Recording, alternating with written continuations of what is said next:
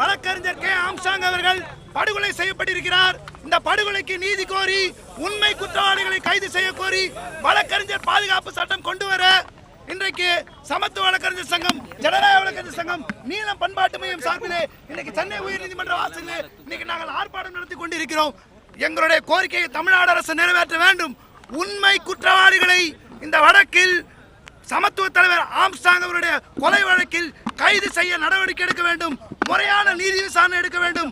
காவல்துறை அதிகாரிகள் சம்பந்தப்பட்டிருந்தாலோ, யார் சம்பந்தப்பட்டிருந்தாரோ அவர்களை கைது செய்து சிறையில் அடைக்க வேண்டும் என இங்கு நாங்கள் ஆர்ப்பாட்டம் நடத்தி கொண்டிருக்கிறோம். எங்களுடைய கோரிக்கையை தமிழ்நாடு அரசு ஏற்காவிடில் கடுமையான விளைவுகளை சந்திக்க வேண்டி வரும் என வழக்கறிஞர் சமூகத்தின் சார்பிலே நாங்கள் தெரிவித்துக் கொள்கிறோம்.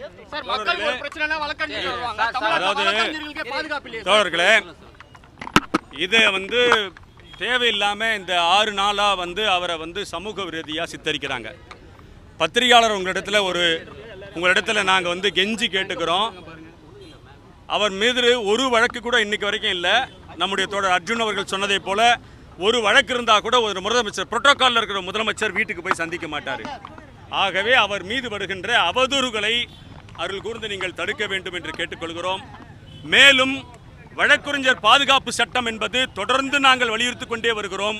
வழக்கறிஞர் பாதுகாப்பு சட்டத்திற்கு தமிழ்நாடு இப்போ நடக்க இருக்கின்ற சட்டமன்ற கூட்டத்தொடரில் வழக்கறிஞர் பாதுகாப்பு சட்டத்தை ஏற்ற வேண்டும் என்று நாங்கள் கேட்டுக்கொள்கிறோம். சார், மக்களுக்கு ஒரு பிரச்சனைனா வழக்கறிஞர்கிட்ட வருவாங்க.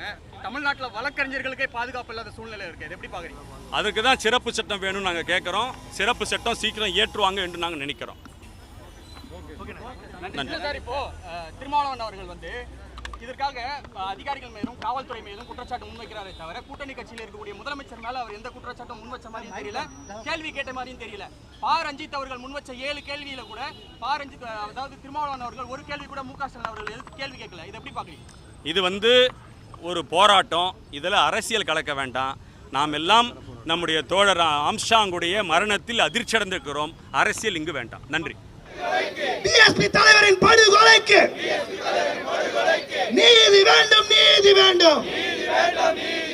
கைது செய், கைது செய்.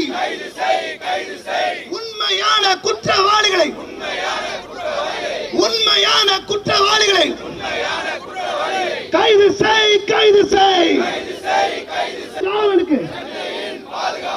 சென்னையின் பாதுகாவலுக்கு, கருப்பர் கூட்ட தலைவனுக்கு, அசுரர் கூட்ட தலைவனுக்கு விடமாட்டோம், விடமாட்டோம், விடமாட்டோம், விடமாட்டோம். நீதி கிடைக்கும் வரை விடமாட்டோம்.